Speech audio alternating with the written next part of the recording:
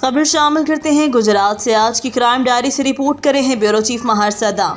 D P او گجرات سید غضنفر علی شاہ کی ہدایت پر ضلع بھر میں جرائم پیشہ عناصر کے خلاف کریک ڈاؤن جاری۔ جرائم پیشہ عناصر کے خلاف خصوصی آپریشن کے دوران 3.5 کلو گرام کے قریب چرس، 15 بوتل شراب اور پسٹل 30 بور برآمد کر لیا۔ تفصیلات کے مطابق گجرات پولیس کی منشیات فروشوں اور جرائم پیشہ عناصر کے خلاف کارروائیاں جاری۔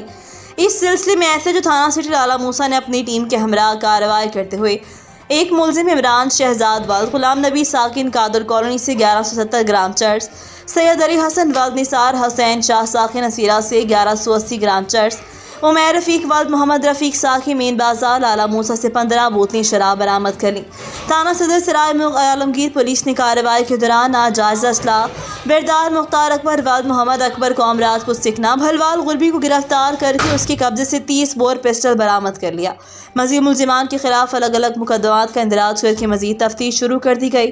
حالات حاضرہ سے باخبر رہنے کے لیے پڑھیں روزنامہ ریٹ نیوز اور وزٹ کریں ہماری ویب سائٹ ritnews.pk۔